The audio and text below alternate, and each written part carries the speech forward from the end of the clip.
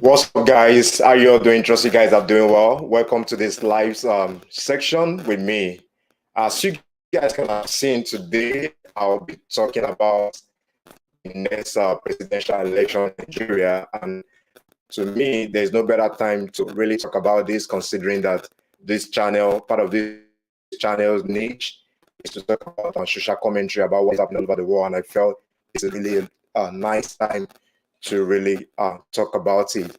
I have a guest that is going to be joining me to talk about some of the things that I've highlighted to talk about in this section. His name is Chooks, and he's presently in Florida. But before then, let me first of all say one or two things about the Nigerian presidential election coming up. There has been a lot of argument, support against about some of the candidate that was presented. And I want you guys to also share your own view to me in the live section. If you are watching a replay of this video, of this content, you can also drop your comments on the comment section. Once again, my name is Michael Olawale. Welcome to my YouTube channel. For some of you that have been supporting me so far, I want to say thank you. For some of you that are just watching me or connecting with me for the first time, please subscribe to the channel. That's the only way you guys can keep motivating me to keep going and grow this channel together like a family. So first of all, before I go ahead, there are four major presidential candidates that I really want to talk about today. One of them is Atiku Abubakar, Asiwaju Tinubu, Peter Obi, and Mr. Senator Ibrahim Rabiu Kwakwaso, which most people, say is not that popular, but for people who are in the north, they don't really believe that. They believe that it's really popular and it can also win the election.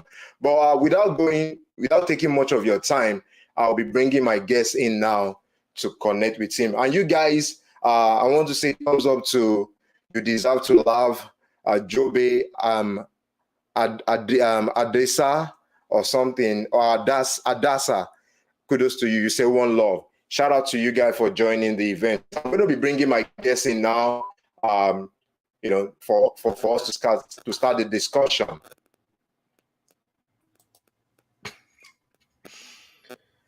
Hello. Hello, can you hear me? Yeah, I can hear you, Mr. Chooks. Thank you for joining this live section. How are you doing today? I'm good. How about you, Mr. Michael? I am fine. Before I go ahead, I want to tell the audience that Mr. Chooks is a graduate of Georgia College and State University. In Florida now. It's located now, and I'm in Georgia. So let's go to the topic of the day, which is can Nigeria get it right this time around? But before we go to that particular headline, I want to ask you, what do you think about the four presidential candidates that are contesting for the president of Nigeria, which is going to be next year? What do you think about them? Before you answer that question, I would like to refresh your brain that we have Atiku Abubakar, which is former vice president of the country during the Obasanjo regime between the 1999 to 2007. We also have Asiwaju Bola Ahmed Tinubu, which is a former governor of Lagos State between 1999 to 2007. We also have Senator Rabiu Kwakwaso. He's a senator of the Federal Republic of Nigeria. He's also a former governor of Kano State. And the last but not the least is Mr. Peter Obi. Is also a former governor of Anambra State. So what do you think, or what can you make of this, the names or this caliber of people contesting for the highest position of the country? Well, first of all, thank you for having me on your channel to have this discussion, because I know a lot of people might think, since we live in the diaspora, that this does not necessarily concern us for the most part. But when you live outside of Nigeria, you realize that Nigeria sticks with you everywhere you go. So, but coming to the question that you asked regarding the candidates, right? Uh, in my own opinion, I do. Coming to Kwankwaso, let me start with Kwankwaso. All right. So, with Kwankwaso personally, yes, he was a former senator, a former state governor, if I'm not mistaken. But he had an interview about 3 weeks ago where he was talking about uh, what his plans are for Nigeria and what his goal is for picking P2B for his vice president candidate. And in that discussion, one thing I realized that Kwankwaso represents the Nigeria of the old.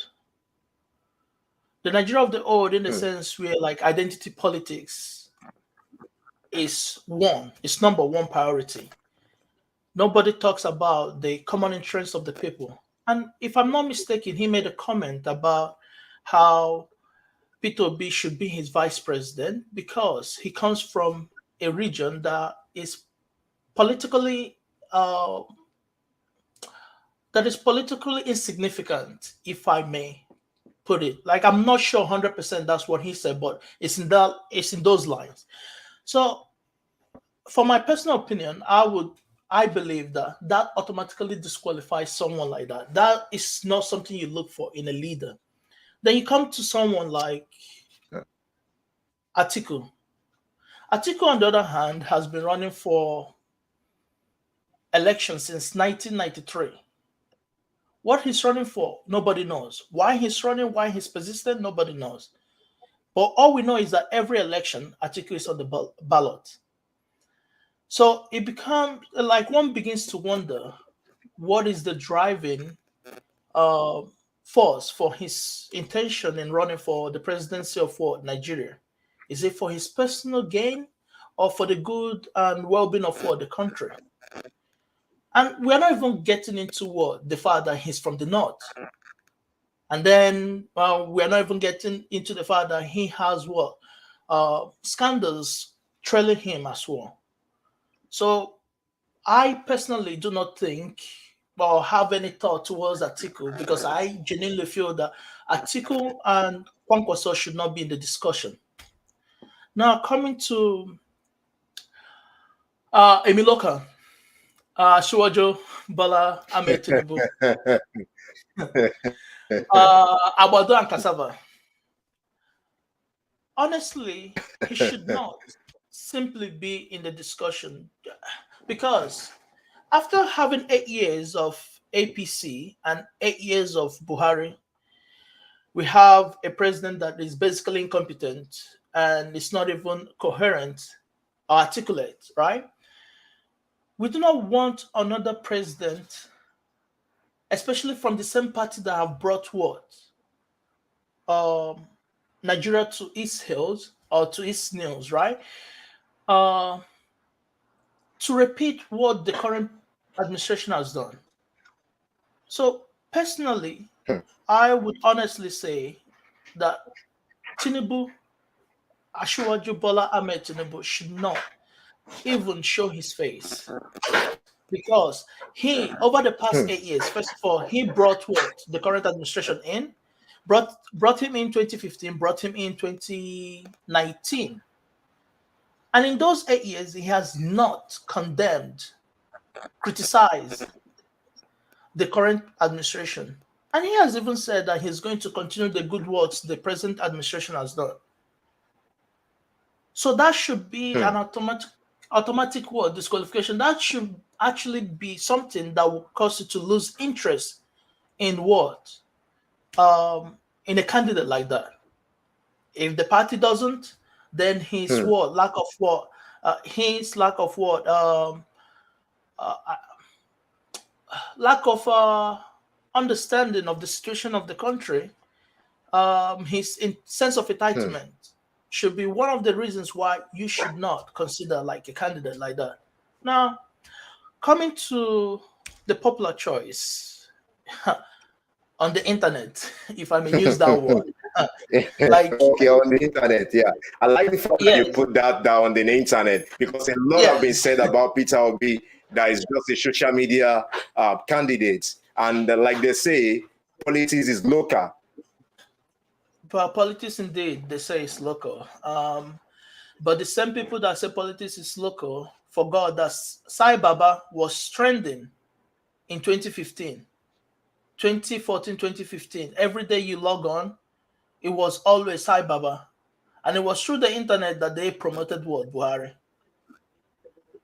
And now everybody wants to talk about how internet is insignificant or that one is internet popular. But that aside, though, coming to Peter Obi, now you look at someone that's articulate, that doesn't have any scandal or any scandal trailing him, any allegation trailing him of what, being corrupt or being deceitful. All you've had, if you have not listened to him, has always been that, oh, he has always worked for the people.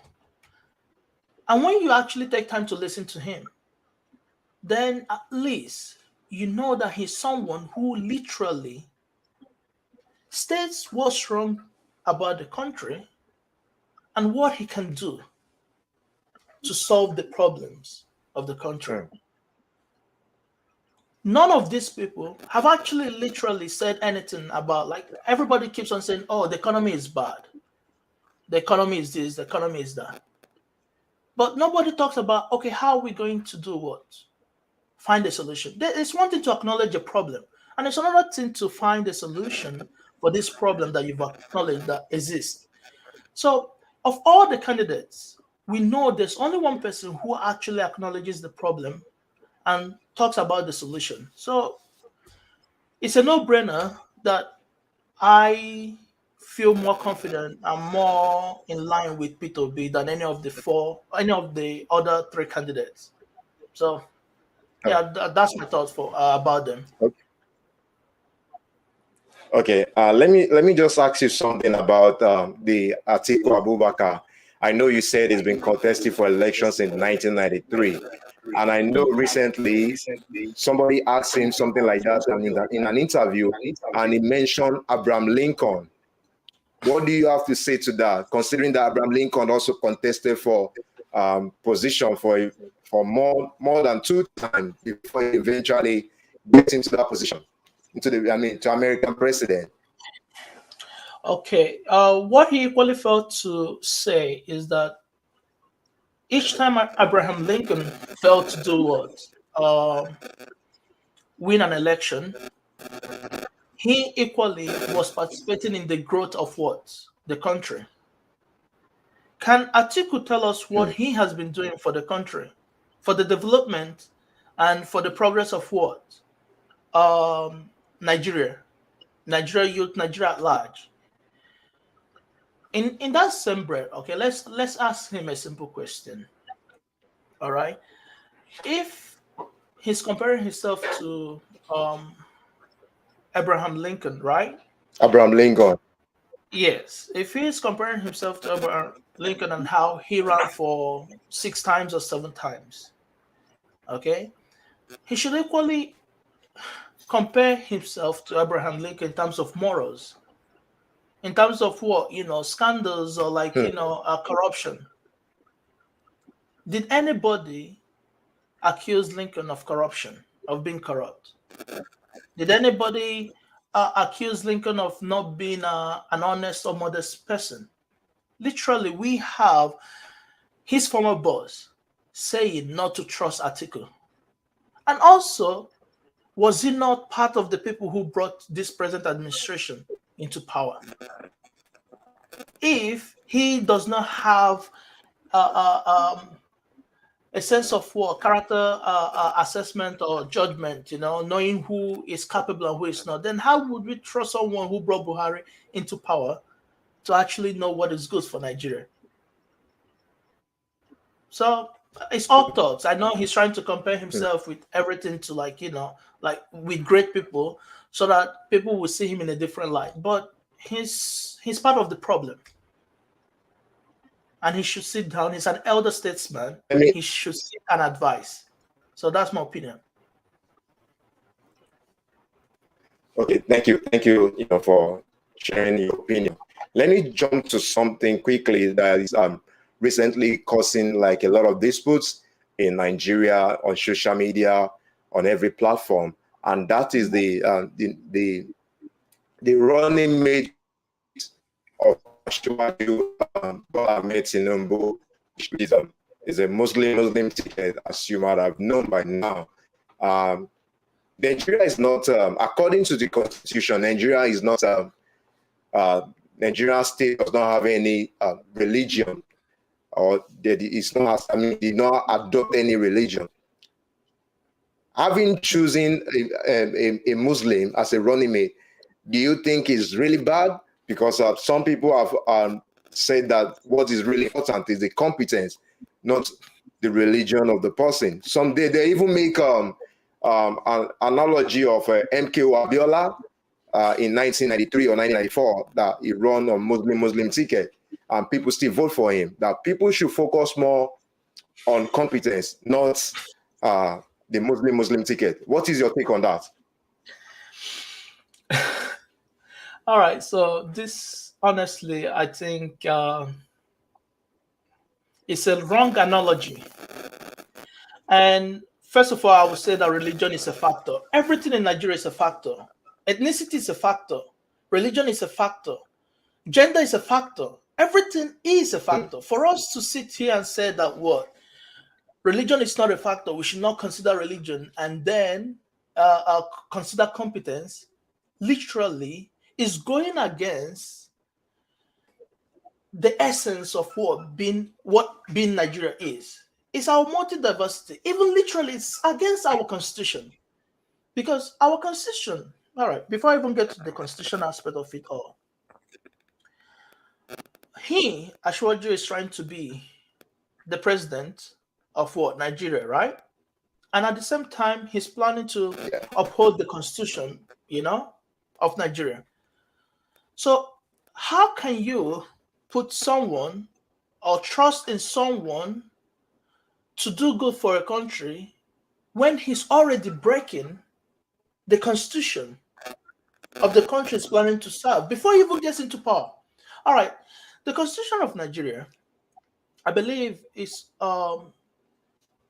section 14, subsection 3, actually says that what um, the composition of the government of the federation or any of its agencies and the conduct of its affairs shall be carried out in such a manner as to reflect the federal character of Nigeria and the need to promote national unity and also to command national loyalty, thereby ensuring that there shall be no predominance of persons from a few states or from a few ethnic or other sectional groups in that government or in any of its agencies.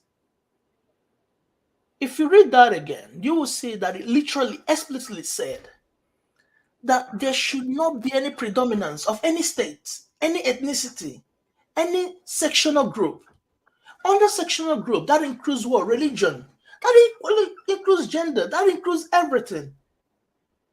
So you cannot say that you want to be the president of Nigeria, and then you decide to literally push aside the constitution that is holding us together, that talks about what? Not allowing any group to feel like they don't belong. It talks about not allowing predominance of what? Ethnicity, state, religion. So you cannot have an entire nation that has what? Probably 50-50 ratio, or maybe whatever ratio, but almost close enough. And you decide that, okay, the best option is to go with a Muslim ticket. Especially after 8 years of what? Either Christian persecution, Islamic terrorism, everything that's happening. And you feel like, oh, the best thing to do is to dismiss the concerns, the worries about these people that you are trying to lead, and then do whatever that you want to do. That is not leadership. That is not right. That is what I've been trying to say earlier, right? Or that's actually what I was trying to say earlier. That him, Asiwaju Bola Ahmed Tinubu, saying it's his son reflects the kind of person he is, shows that his plans for the country, like actually he doesn't have any plan for the country, but more so for himself. Everything he does is for his own interest and for his own good. So doing that, picking up a candidate that is a Muslim, even though he's a Muslim, shows that he doesn't care or feels or in touch with what Nigeria is or what being a Nigerian is all about. And it equally goes against the federal character as stated in what the Nigerian constitution. So I do not support that. Okay. Um, One thing I quickly want to say is that when you quoted the Constitution, it is clear that Constitution did not stated it clearly about religion. Some people have Yeah, really make excuses for that. That there is no place in the Constitution that religion is maybe accepted. Nigeria is regarded as a secular country, so choosing a running mate from a Muslim does not really defile the Constitution of the land. okay.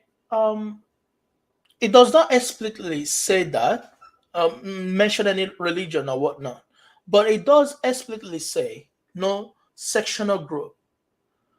Okay, it does explicitly talk about what integration, about people not feeling left out, groups not feeling left out. So when you talk about groups in Nigeria, religion is part of the sectional groups. You don't have to uh, it doesn't have to be stated explicitly religion for you to know that religion is a sectional group. It's part of a group in Nigeria. Yes, Nigeria might be secular, but we all know in Nigeria how religion plays a lot of role in our day-to-day lives, in the decision making. Wasn't there a Supreme Court decision about wearing a hijab? It's based on religion. Hmm. It's based on Hmm. a sectional group, a group that feel that they were marginalized or they're being they're not being integrated into the society. So we cannot stand here and make that claim that the constitution did not say anything about what religion. Constitution talked about integration, acceptance, and what, and feeling what, as feeling like you are part of what, Nigeria. So let us focus on that area rather than trying to say, oh, there's no place in the constitution that talked about what religion. We will be lying to ourselves, and that's what deceit. But that's all I have to say about that. Thank you. And you want to jump quickly to the social media aspect. In recent time, I even say from the NSAS protest till now, we've really seen a lot of changes in how Nigerian youths use social media. And ever since Peter Obi declared that he wants to contest for the president, there has been like a strong support from him for him from the social media. And but people keep saying that social media is not the same thing as voting, or people say election is one, it's not one on social media. Do you think that the kind of support that Peter Obi has gotten from social media, do you think that can be transferred to the real life of him winning the election?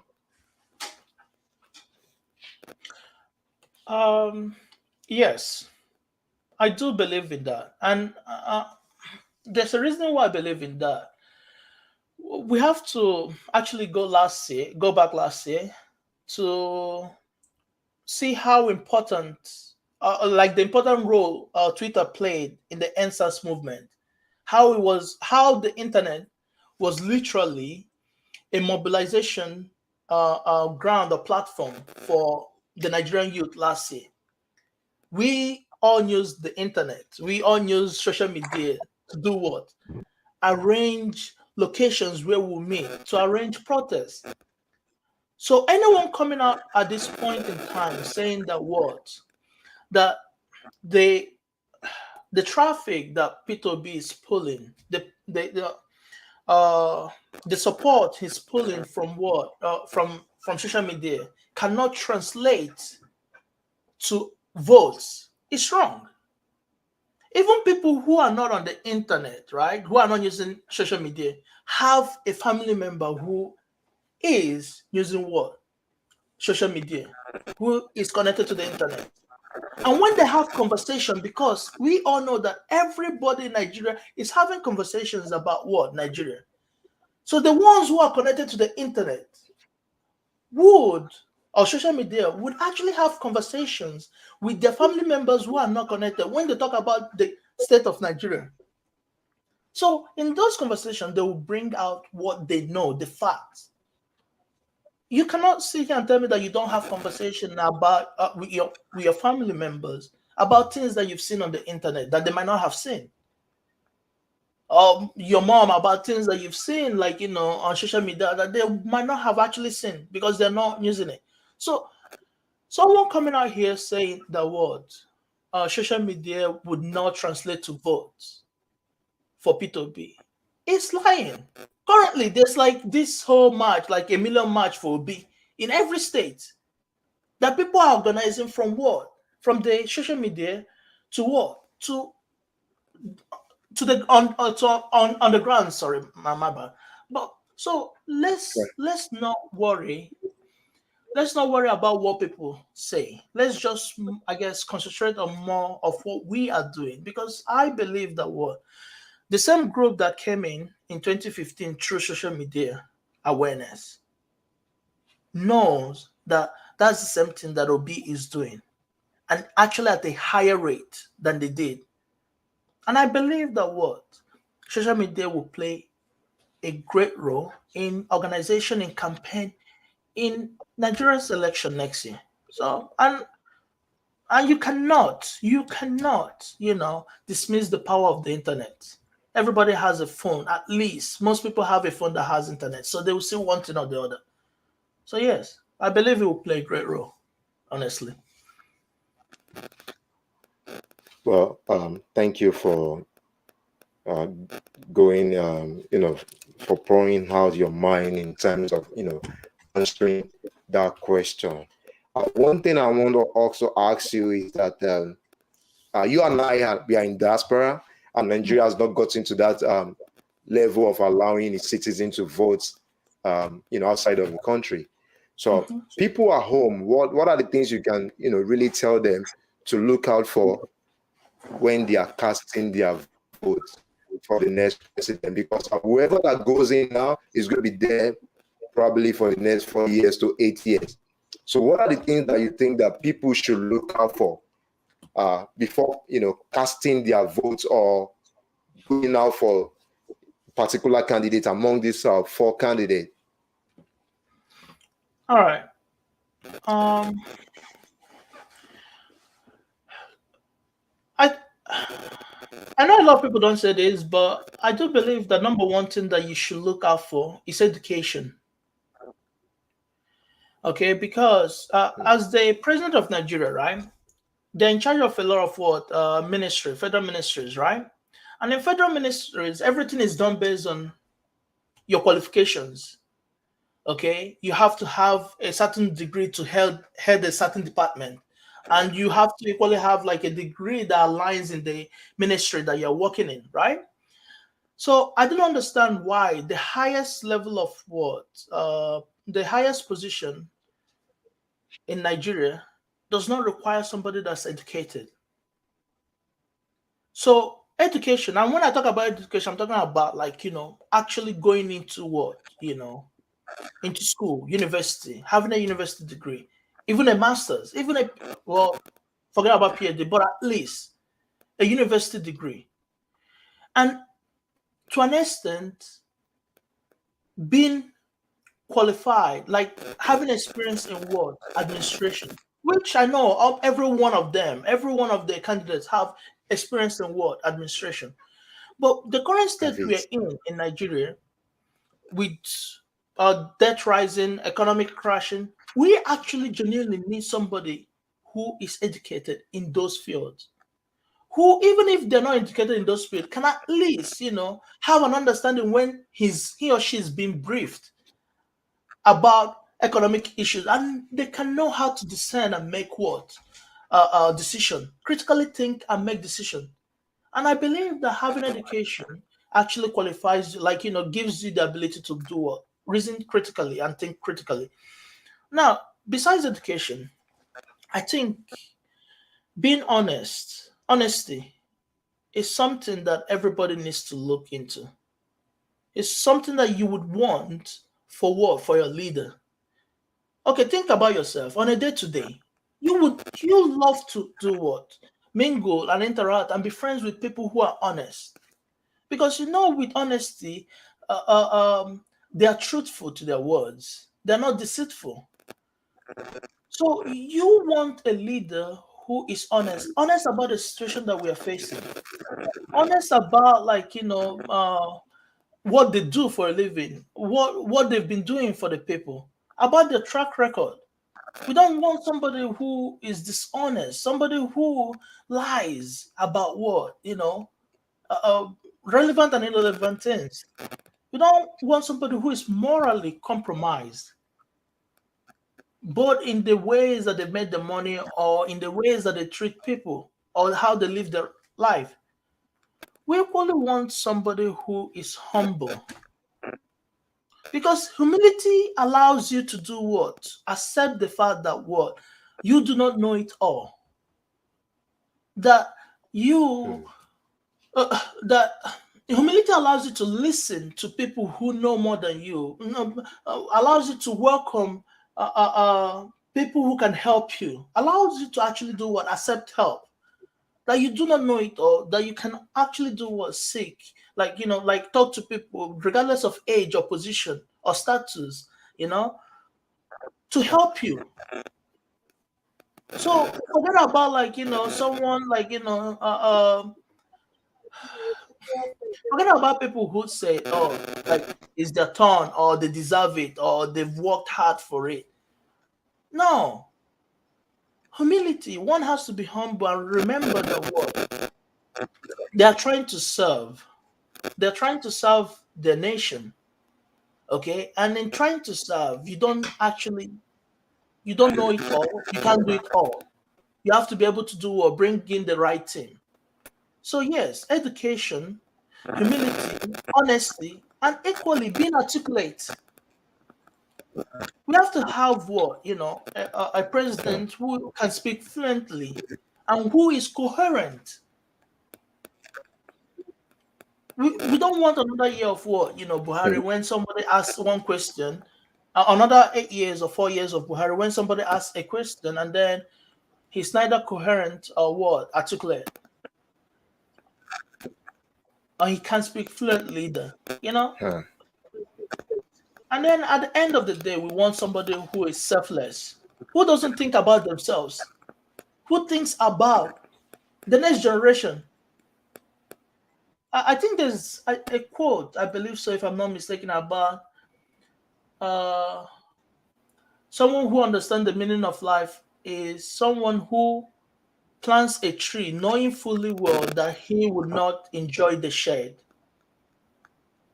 Talking about, Hmm. Hmm. making Hmm. plans, like knowing that I'm setting up things today that I will not enjoy, but it's for what? The next Yeah. generation. That's being what? Selfless. That's what, sacrificing for the next That's the kind of people we need. We don't need somebody who feels or thinks that, oh, I'm there to serve myself and my friends. So when you sit down and you talk or think about what you are looking for in a leader, think about their qualification or education competence. Think about if they're honest. Okay, if they're truthful, okay, think about the moral, like their moral capacity, their character. Think about like Character. are they humble? Or are they going about giving themselves all these names or saying that, oh, I deserve it or I don't? Think about what, how articulate they are. Can they talk? Can they, when they talk, can you listen and understand what they're saying? Or when they talk, then you have to Google and ask other people how to interpret what they're saying. And then ask yourself if they are selfless. Are they there to serve others? Are they there to serve themselves? Even Christ said something about, like when he washed the feet of his disciples, he was talking about what? Service to others, not to yourself. For you to be a good leader, you have to be able to serve. You have to be willing to be what? The least among others, not to be number one. So when we sit down and we're thinking about what we are looking for in leaders, right? Let us consider what these five things that I've mentioned: education, humility, honesty, being articulate, and selflessness. So yes, and that's what I believe that people should look for when it comes to what good leadership. Well, thank you very much for that. Um, Community, education, selflessness, um, according to you, is the key to having a great leader that is going to plan for the country, at least not for just only the present generation, but for the upcoming generation that's going to benefit from that. Thank you for that. Another question I would like to ask you is that with everything happening now, with all what is happening on social media, that it seems like everyone is awake, do you think Nigeria is going to get it right this time around? Some of us in diaspora, we want to go back home. But sometimes when we think about what is happening at home, then we still prefer to stay where we are because home is nothing to write home about. So do you think Nigerian can really get it right this time around? Uh, I, I guess that's the $1 million question, right? In short, I think yes, and I have a reason why I believe that they can get it out. They can get it right this time around, right? So when we look at the present conditions of our present state of what the nation, right? And the group that it affects, you're looking at what people between the ages of 18 to 60, more so. And the reason why I chose this age is this, right? At 18, you're about to go into the university. Between 18 to 30, you're expected to be done, get into school or start a trade, right? And then be done with school, get a job or start your own business, between 18 to 30. And then 31 to 45 thereabout, start a family, be stable in your career, your business is booming if you went into trade, like that, and start planning for what, retirement and whatnot. And then I believe maybe 45 or 50 to 60, you're looking at what? Okay, I'm about to retire. You're traveling, you're saving your money for retirement. Your kids are almost done with school. So that's the age group, right? This is the age of the people that have the highest what number of what the highest voting power, if I may put it that way. All right. And these are the people affected the most because we have 18 to what 30 who are jobless, who are out of school, who go to school for 4 years but end up in end up in school, being in school for 8 years. Okay, who cannot find a job, who they have a job but there's no progression. The more they get their salary, right, the less their salary can last for them because things are expensive. And then you see the older people who are about to retire, realizing that what government will not pay their what, um, their gratuities or their pension, and then people who are like in their mid 50s or what later age, right, realizing that their business are collapsing because of what the economy, business that they've started working hard for since they were 18, since they were in their 20s, right, and is going down, not because they're not working hard, but because of what the decisions of the people in power. So the reason why I brought up this age distribution thing and how that might actually affect what voting is. If you go to INEC says currently, as of yesterday, I believe so, about 84 million people have registered to vote in the 2023 election, right? And then statistics shows that what um, the population is about 211 million people, with about Mm. 87% of the population falling in the range of 18 to 60, and about 5.7 million people between what 65 years and above.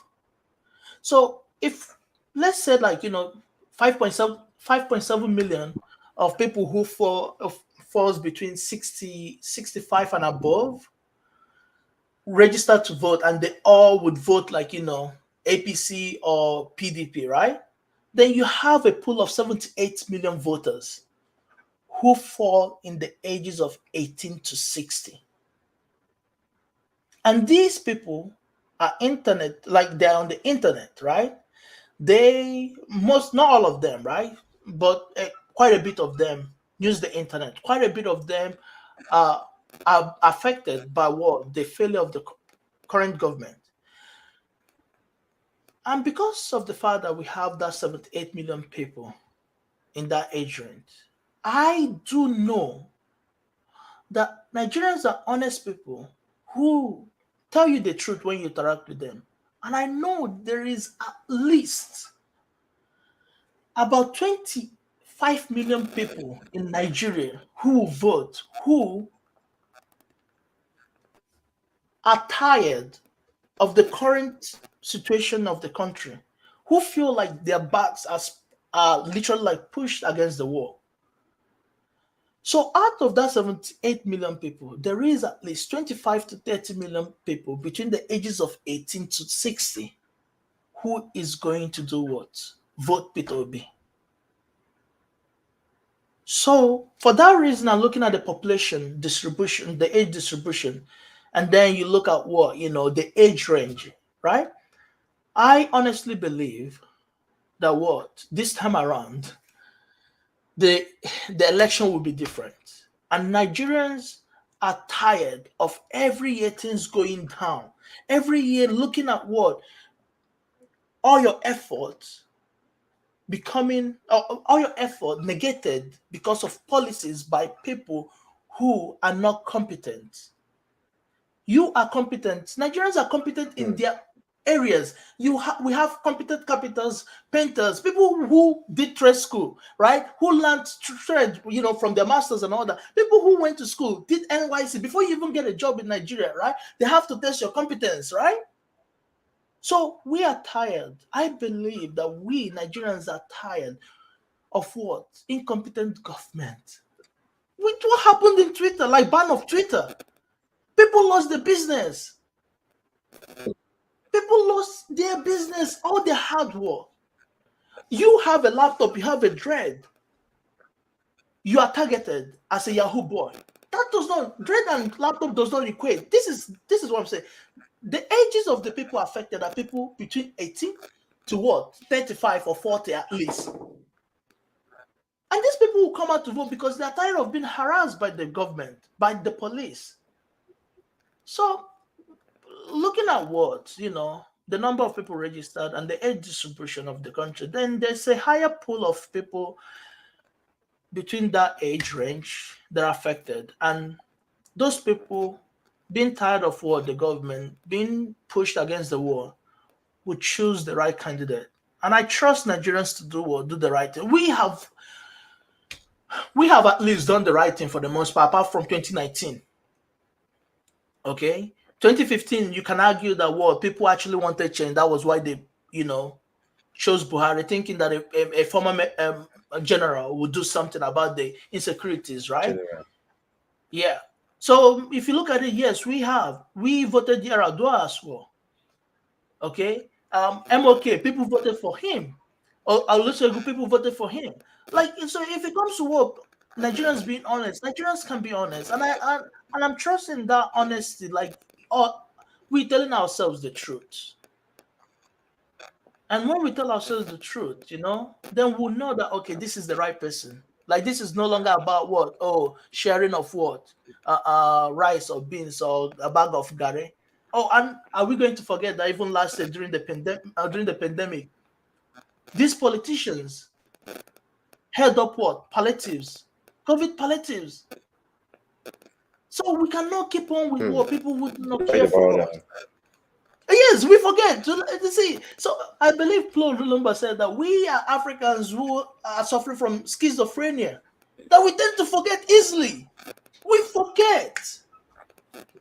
We tend, and it doesn't make any sense. Like, if we sit down and think about what has happened and all the faces of the people who have caused these problems, this agony, these issues that we have been facing since the past 8 years, then we begin to realize that what they are not the people that we want. They are not the people that we need.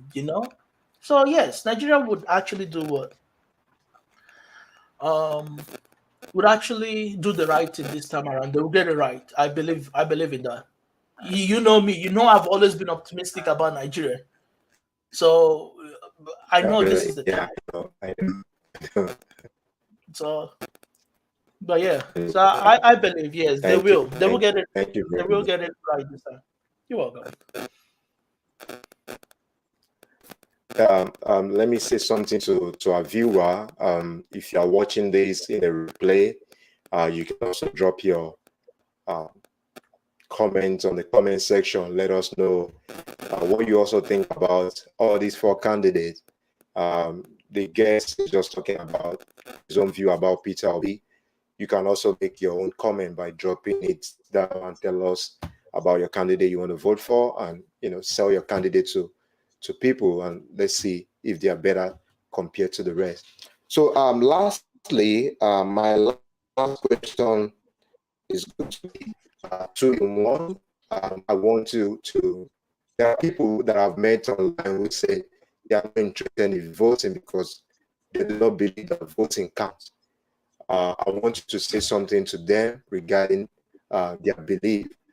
And another question that I have that is going to be the last one is going to be uh, what is your advice to Nigeria as the election is coming? Politician is going to be going around giving them money, giving them like rights or whatever. So, what is the message to them? All right. So regarding the first question, regarding if your vote counts or not, we know that there's been reforms in what the Electoral Act, right? And one thing I'm going to Yeah, say, looking at what happened in Ekiti and Oshun, right? Oshun, right? I think it's yeah, Oshun, yeah. And then yes, yeah, yeah. Oh, yeah, Ekiti, or show me, yeah, yeah, Ekiti, they sold their votes literally, right?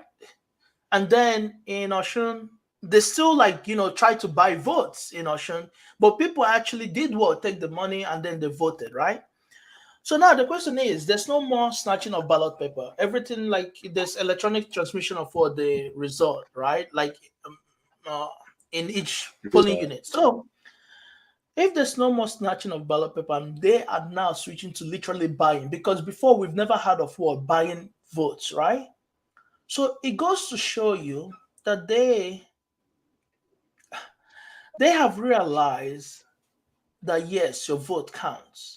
Because why would they want to spend your money on something that is valueless? Like, you don't go to the market and then buy something that doesn't have any worth to you. You don't go to the market and buy trash. Nobody does that.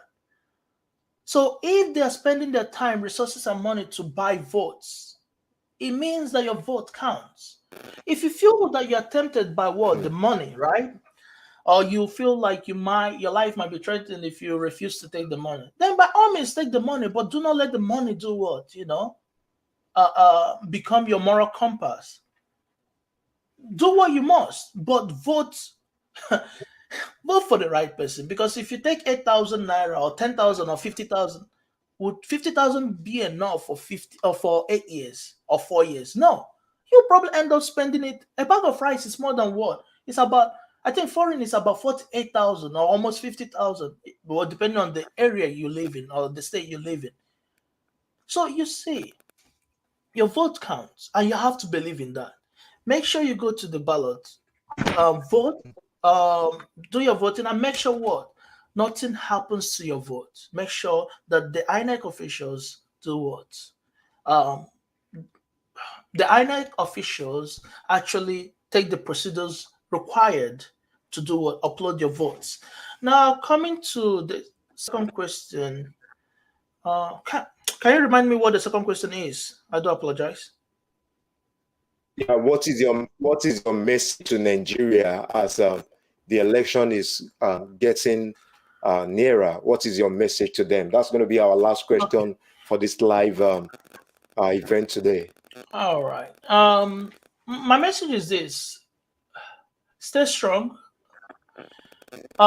Forget about what people are saying that your vote doesn't count, that your candidate, if you have Peter B as your candidate, that he will not win. Forget about the noise and focus on what the campaign, the the election literacy, telling people, discussing, having meaningful discussion with people about what politics, about how politics affects our day-to-day life. We have about 8 months to election, if I'm not mistaken.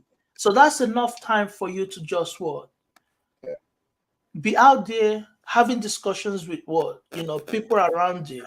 Okay, having discussion with friends or family, regardless of who they're supporting, but trying to come to an understanding of, like, why it is important to vote for the right candidate and how that makes your life better. So just keep pushing. Nigeria will get better. I know that. I've always said that.